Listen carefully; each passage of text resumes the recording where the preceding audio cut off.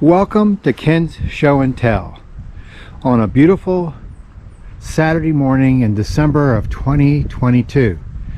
It's about 34 degrees outside, and what we're getting ready to do is finish splitting these cured white pine pieces into kindling.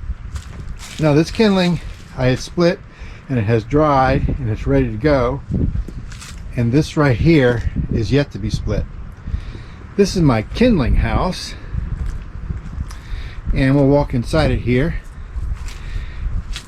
You can see my wood house. It's right adjoining my wood house, and my wood house I've made out of logs that I've cut on the place here and ripped with my chainsaw, as you can see, into kind of slabs. And this is the kindling side of the wood house, and on inclement weather I can sit in there and split up kindling. But today's such a nice day, I'm going to sit out here in the sunshine and split kindling. Inside you see this rack, and I use the bottom rack for rounds. The bottom two racks I use for pine rounds that I cut, let them sit up here and cure, and then I come out here and split them into little kindling pieces and put them up on the top for storage.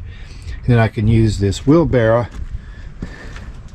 to bring it up to the house over there and to burn for winter. Here's another look of the wood house.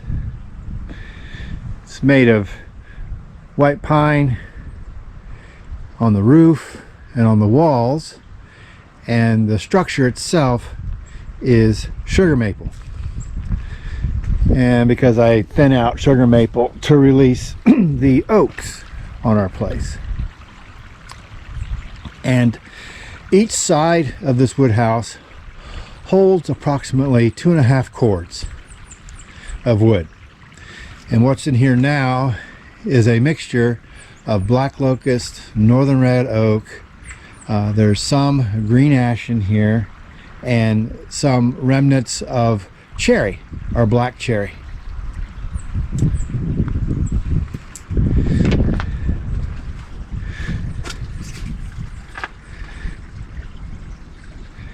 So we'll get busy splitting up these last two pieces, and then what we're going to do is get out what I need and load up the Polaris and go out and cut some future kindling trees.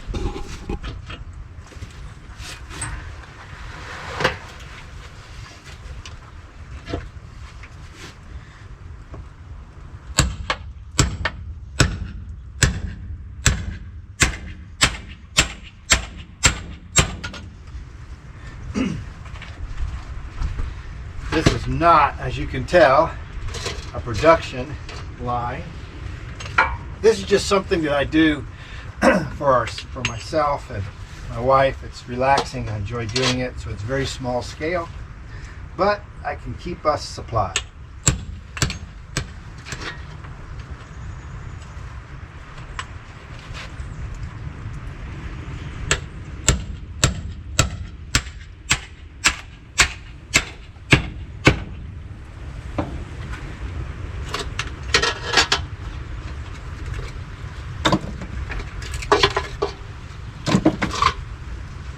Kind of fun. All right, and I'll do this over here.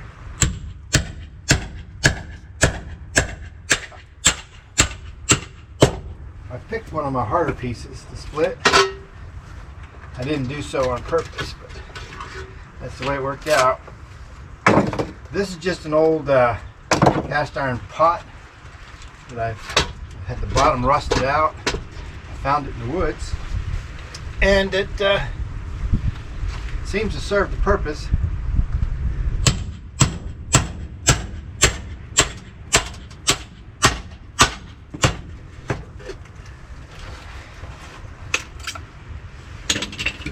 I know there's things you can buy. I've seen them all already made up and everything for you to use and whack it and make kindling. But I prefer to make most of my stuff. And I guess it's actually the hard way, but it's actually a lot more fun.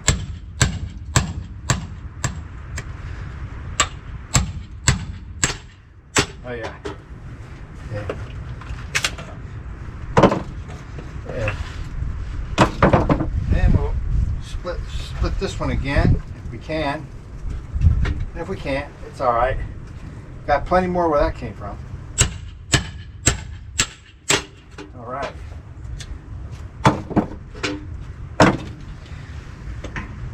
All right.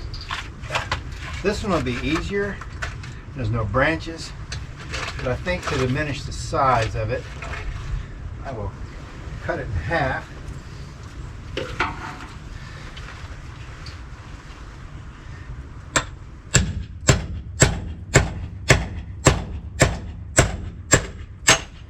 There we go. See, that's much more fun. Now we can cut smaller pieces off of this. That's some nice kindling.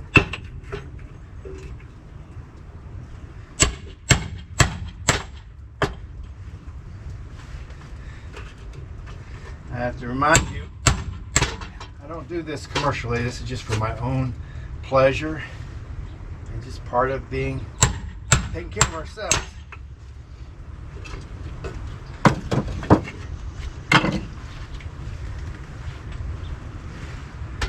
Okay. Also make up boxes of this stuff and give them as presents to friends that I know who appreciate it.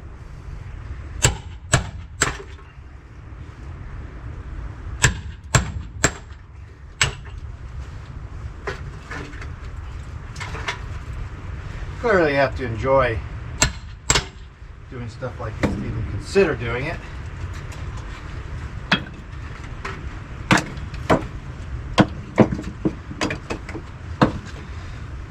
This one is the last of my rounds before we have to go cut some more, and it's a little on the long side. Let's just see how well we can do this. I'm not going to go down the middle. We'll do a side. We'll do it right here.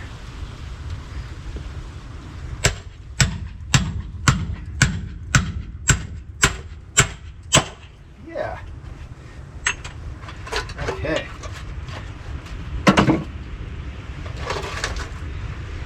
Oh, I wish you were here to smell it. It smells really nice.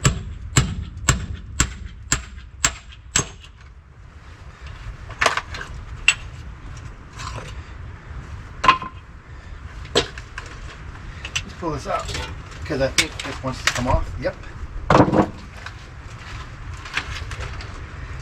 Okay. Now, hit it right here.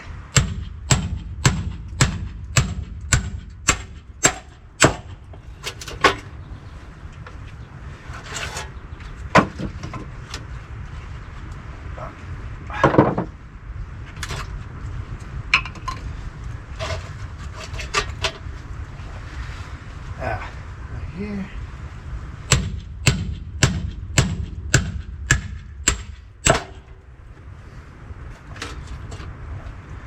And let's split it here.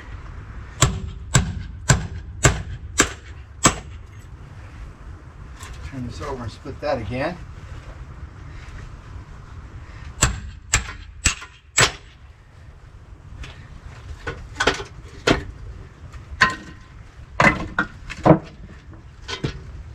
Again, this is not so much about production as it is just getting out and enjoying your land and what you can produce off your land with minimal input. Just your own effort and labor. I'm going to split these down a little smaller.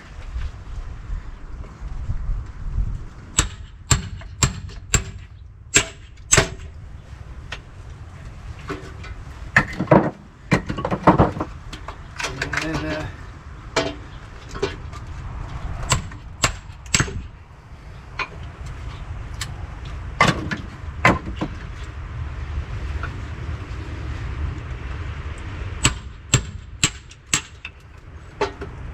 okay.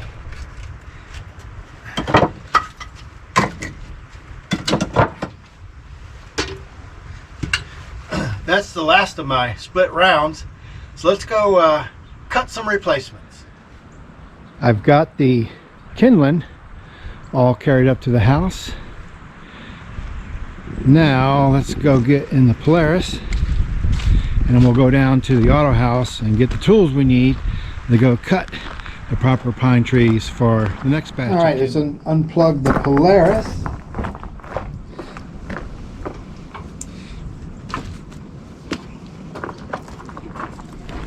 And this is it, a 2021 Polaris EV that I bought in October of 2020. And I've got my windshield on, automotive grade windshield, or grade windshield I should say. Removable doors, canvas doors with zip out windows, as well as a rear window. Toolkit, and we are good to go for inclement weather. Let's get in this thing.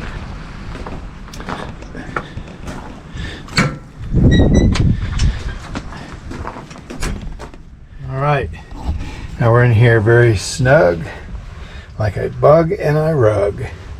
So let's go down and get our tools that we'll need.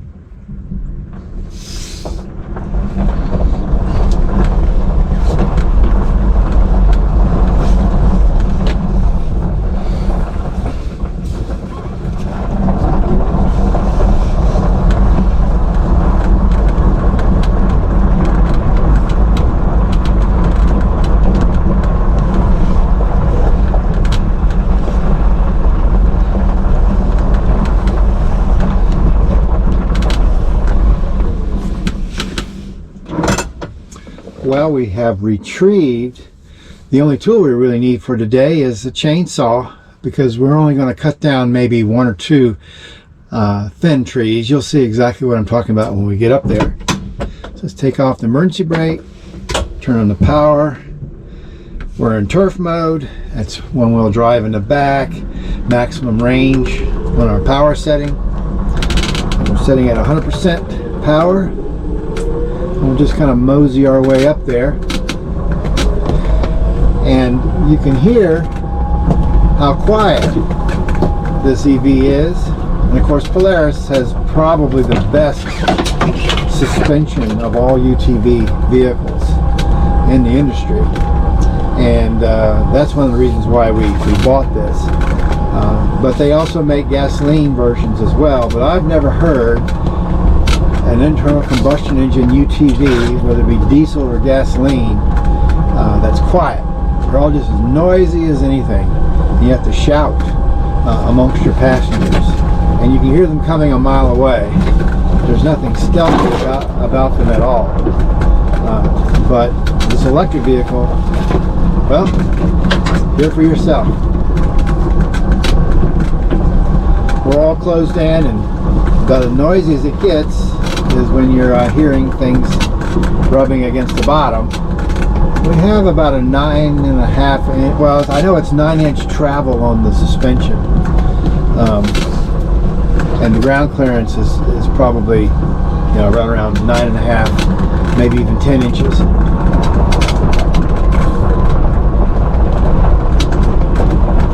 So we're going to bypass this little pine plantation on the right.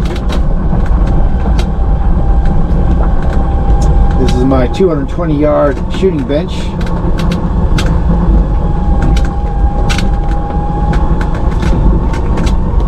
And that pine plantation up ahead is where we're going, behind those cedars.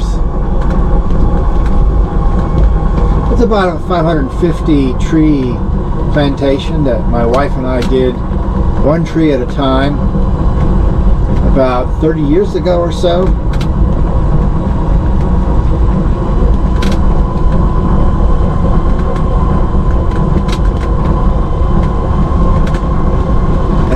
there. You can see it looks pretty good. I think we'll start at the bottom here. We call this area Havens Wood.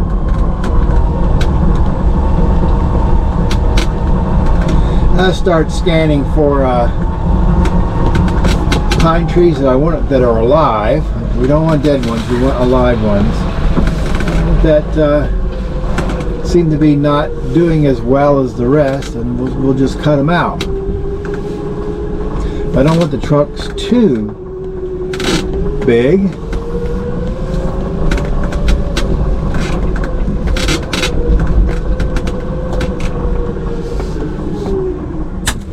You know, I might go ahead and just cut some out anyway, but right now I'm in search of kindling trees. And let's see. This is a beautiful white pine, but it's certainly not a kindling tree. This is standing timber. But over here are two kindling trees. They look like maybe this one is 3-4 inches in diameter at the base, and this one might be somewhere between 4 and 5 inches diameter at the base. And what I'm going to do is cut these trees about here up off the ground, and the rest I'll trim off the branches, and then the rest I'll cut up in the kindling. And I'm going to leave those stumps, because usually what happens when I do that is come spring the sap comes up out of the roots into the trunk that's left and saturates it, and now I've got fatwood to come back and harvest in the spring. So let's go ahead and get these down. Okay, here are the two trees cut down. I've left a stump that's probably 12 to 14 inches long. Maybe that'd be fatwood. Here's the one I've yet to load. It's cut up into the lengths that I want, and loaded into the back of the Polaris. So we'll get this tree loaded in, and we probably cut another one down. I've got one eyeballed over here. Let's go ahead and get this thing loaded. There's two trees loaded. I certainly have room for one or two more. I'm thinking about just walking over here, getting this one. It's probably about the same. We'll cut it down. It's alive, which is what I want. And we'll of course free up these other trees, release these other trees. We're going to cut this one down and see where that gets us. So I just walked right over here, so we'll just leave the Polaris there and cut this tree down. Third one's cut up. I just saw this lost leader coming off the trunk of this one. I'll cut it off, and then it'd be good kindling as well. But I'm gonna cut it off fairly close to the trunk of this main tree. Well, here's 4 cut up and loaded. I think I can do another one, and I see one down in there. We'll just drive to it. In fact, there's several, but there's one Let's go out here on this outside row. There's one right here on the end. That's a little walnut there. I'm thinking this one right here in front. Yeah, let's cut it down. It's not doing anybody any good.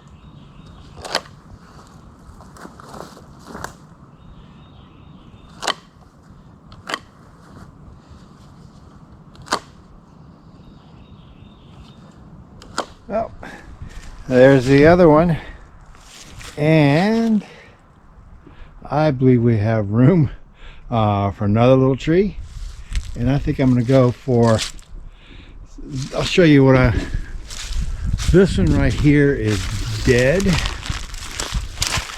so I am not going to cut it. I'm just going to let it stand here.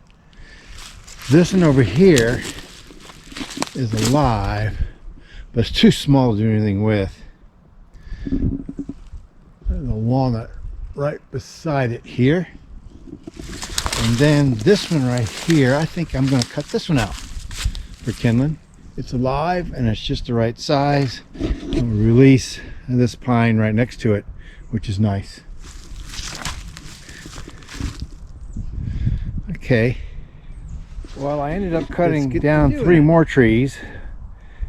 This one that was dead, when I cut into it, it had quite a bit of hardened or crystallized, not really crystallized, but kind of hardened sap. So I cut it to there and it started getting a little punky. So from here to here, I think I got some nice splitting kindling out of that. This one over here is just dead. I decided to cut it out of here. And this one over here is alive, and so we've got some nice kindling out of this one. This one right here hopefully will turn into fat wood, this stump. Back at the wood house now. Total of 6 trees cut down, and everything is stowed away to be curing, and then I'll be able to make more kindling out of this.